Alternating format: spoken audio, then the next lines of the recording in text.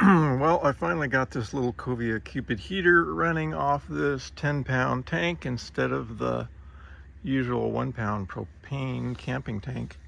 This will be nice because that'll run a long time. You know, I can use that several nights. The little 1-pound tank supposedly only runs like 4 hours, and then you have to buy more, throw them away. Anyway, it was very tricky getting this working. Because of how high the pressure is in this tank. So that's what I'm going to try to explain how I got this working by trial and error. And it's actually fortuitous I accidentally got this overfilled. They put in like 3.1 gallons, and turns out for this size tank, a 10-pound tank, you only want about 2.5 gallons. They're only supposed to be 80% full. It started leaking a little from the pressure relief valve, which is this guy. Oh, I just got a static shock. It's really dry air here. This is the pressure relief valve. So when I brought it home and the air started warming up, because I went in early in the morning when it was cool, I started hearing this hissing, and it was because it was overfull and it was relieving the pressure. I mean, it wasn't a big thing of gas, it was just a small hiss, but it concerned me, so I had to research it and find out that, yeah, you're not supposed to fill these past like about 80%. And so I had to do all this calculation to figure out how much 80% of this is, because pounds and gallons are not the same. 4.2 1 gallon of propane is 4.2 pounds. So a 10-pound tank, you know, you do the math, and it turns out to be that's like 3.16, something like that, gallons. And she filled it up to 3.1 gallons, and so that is like totally full, and that's too much. So you want to make sure, I mean, she didn't know, you know, she was just in the habit of filling the tanks up and without thinking about it, or something. Anyway, yeah, you want to make sure when you go to get these filled that only get them 80%. So you have to do the math to figure out how many gallons that is according to the, you can look at them, and they have something called the water capacity. It says WC something.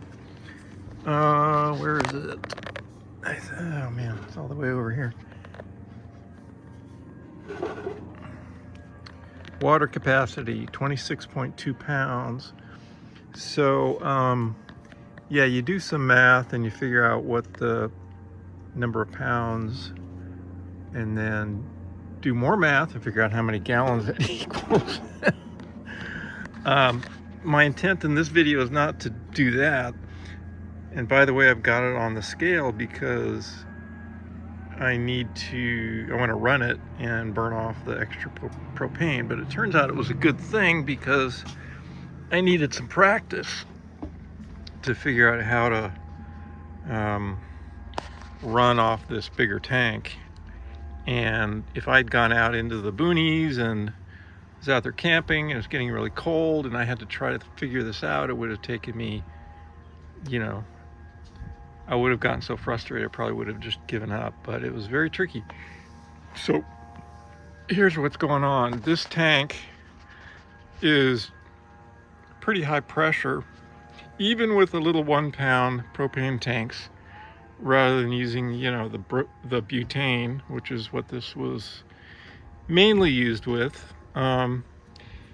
But with a propane tank, you get this adapter and hook it up with this guy, and it's got its own little valve. So even with the 1-pound ones, you have to be very careful and just turn it a tiny amount to get the flow right. Otherwise it triggers, as I showed in my other video, it triggers the little high pressure valve in there, and it switches the gas off. You can hear it click when that happens. So there's two things going on. You need to adjust this. This needs to be adjusted very delicately to not get too much pressure. And that's not terribly hard once you get used to it. But then with this guy, the pressure valve for opening. There, I got another static shock. It's a good thing there's no gas leaking. It's Santa Ana weather, so it's like really dry and warm. We got desert air out here, so the humidity is low. And when I move around in my rubber soles on this, this is like artificial wood decking here, it builds up static. So anyway, this is the main valve, and fortunately I got one of these adapter hoses for going to the camping size connector that has a valve meter on it, so you can see right, it's in the yellow. So you know, you need to obviously open this just a tiny amount to get enough pressure, and then have this open just a small amount too. The tricky part is, it turns out I discovered that this hose will build up pressure inside it. Like if you have this, if this is off and there's no gas flowing, and you turn this on even just a little bit, you'll watch the needle slowly go up into the green. You know, if it's cracked open just a tiny bit, it builds up pressure, and what's happening is it's building up pressure inside this hose, because it's rubber inside here, and it's got, you know, all this reinforcement, but it acts like a little pressure tank in essence, because the pressure slowly builds up if it's not being relieved. I mean, if you had valves open and stuff flowing, that wouldn't happen, but when they're off, they'll build up. So that makes it tricky, because you can't just open it and sit there and let it build up, because then as soon as you hook it up here and adjust this, it's going to just run off the pressure that was in the hose, and then the needle's going to drop down. If it's set too high, you're not going to be able to get the right amount.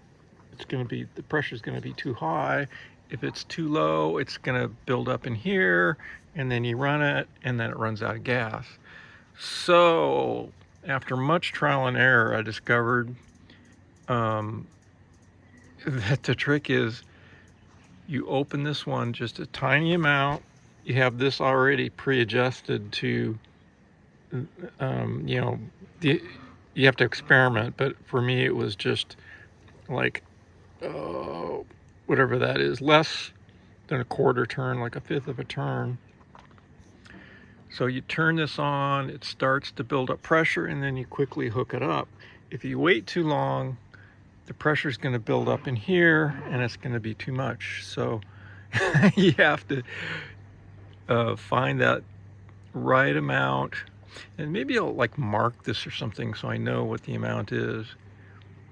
You have this pre-adjusted, and I'll try it a couple more times to make sure I've really got the procedure. Oh, did it shut off? See, I don't know if it was the wind or the pressure going too high or me moving things around. But yeah, now the pressure's, so maybe it actually burned off some extra gas. I'll have to experiment, but yeah, you need this open just a crack, and this, you know, your 1/5 turn, whatever. I think what happened was this probably got opened. This got opened more when I was moving things around, so it probably triggered the, let's see, if it's not too hot, I can unhook this, find out if that's what happened, if the it triggered the valve, or it just, I have to be careful, it's pretty hot on the right hand side, inside there. So let's see if there's this is probably not much gas in here. Yeah, see, it ran out. So let's see if it triggered the, no, so it just ran out. So I think probably what happened in this case, because this was still open, it just, you know, it had so much excess gas in it that it not burned off, but, you know, it discharged that amount of gas and the pressure dropped. So anyway, that's the basic idea. Is the trick is just having just the right amount of gas, and then quickly hooking it up, not waiting, or otherwise you get pressure build up in this this hose. So let me experiment a little more and we'll confirm that.